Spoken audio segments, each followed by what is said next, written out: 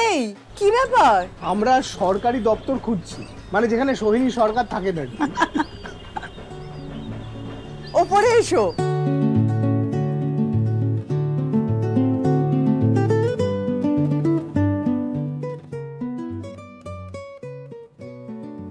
শুভ শারদিয়া, তোমার তো একটা বড় ছবি রিলিজ হলো, তো সেটা যাতে আরো ভালোবাসা পায় মানুষের, আমরা দুজনে একটা কাজ করেছি, তোমার নামে একটা ছোট্ট পুজো দিয়েছি। ও, আর এই হচ্ছে ফুল আর প্রসাদ। আচ্ছা, প্রভুজির কেশর লাড্ডু দিয়ে কিন্তু আমরা পুজোটা দিয়েছি। হ্যাঁ, শুরু করা যাক আমাদের পুজোর আড্ডা। আমাদের এটাই প্ল্যান ছিল। আমি আর সৌমক প্রত্যেক দিন এই আশ্বিনের আড্ডায় আর কি, আশ্বিনের আসরে আমরা প্রত্যেক দিন কোনো এক সেলিব্রিটি, অ্যাক্টর, স্টারসদের বাড়িতে যাচ্ছি, বাড়িতে ঢুকে পড়ছি আড্ডা মার। তুমি বলো কোনটা খোলা যায়? আমার তো এই টকঝাল মিষ্টিটা। বাহ, মানে আমি তো এরকমই একটা মানুষ। তুমি অফার করতে পারি না নিজে খেতে? হ্যাঁ, অফ খাও কোর্স। প্লিজ। আমি হচ্ছে বাদামটা,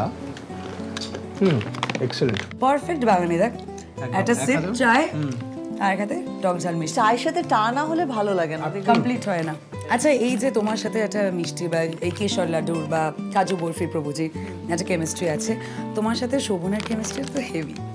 গানে, কবিতায়, হ্যাঁ, বিউটিফুল, দারুণ ধরেছিস, তাই না? Thank you Shobha. এক্সেলেন্ট। আমাকে বলো যে বিয়ের আগে পুজো আর বিয়ের পরে পুজো চেঞ্জ হয়েছে সোহিনী? চেঞ্জ হয়েছে মানে একটু অপেক্ষা বেড়েছে। অপেক্ষাটা কেন?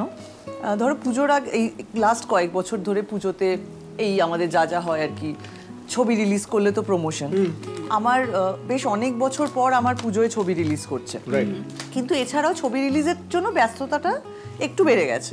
না হলেও ধরো তোমার এই পরিক্রমা হোক কিংবা ধরো অ্যাডের কাজ হোক, এই ধরনের কাজকর্ম তো থাকি পুজোর সময়। আর শোভনের যেটা 2 বছর ধরে আমি দেখছি, ওদের তো এই সময় প্রচুর শোজ থাকে। আর 2 বছর ধরেই ও, মানে আমরা যবে থেকে প্রেম করছি আর কি, আমাদের প্রেম করার 3টে, এই নিয়ে আমরা 3rd পুজো পাবো, আর বিয়ের পর সেকেন্ড পুজো। ওকে, হ্যাঁ। তো কোনো পুজোতেই আমি ওকে পাইনি। তার কারণ হচ্ছে যে পুজোর সময় মানে ওরা পঞ্চমীর দিন বেরিয়ে যায়। আগের বছর যেমন হায়দ্রাবাদ গেছিল, এবছর দিল্লি, ব্যাঙ্গালোর যাবে। ও আমার জন্য এরকম চিঠি লিখে দিয়ে যায়, ষষ্ঠী, সপ্তমী, অষ্টমী, দশমী।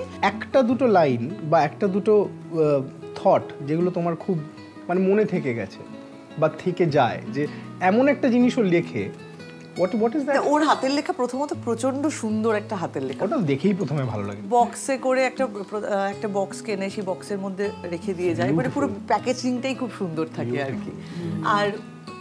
আর কি লেখে সেটা আমি বলতে পারবো না।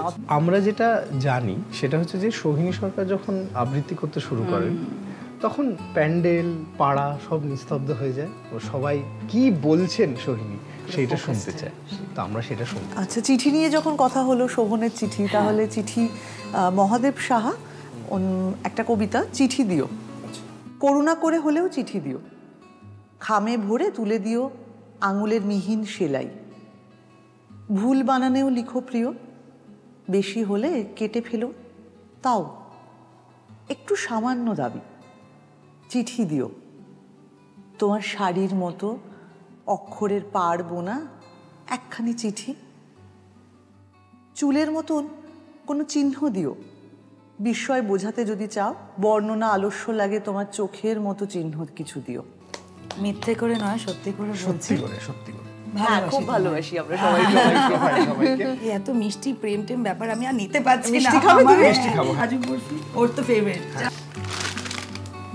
Thank you. এরকম করিস না সবসময়। And this is the সোন পাপড়ি। খুব কথা শোনে আমাদের, এক্ষেত্রে অমিতাভ বচ্চন। তুম যাহা সে শুরু করোগে লাইভ হয়েছে। প্রভুজির আশ্বিনের আসরে আরেকটি দুর্দান্ত আড্ডা আমরা মারলাম, থ্যাঙ্কস টু সোহিনী।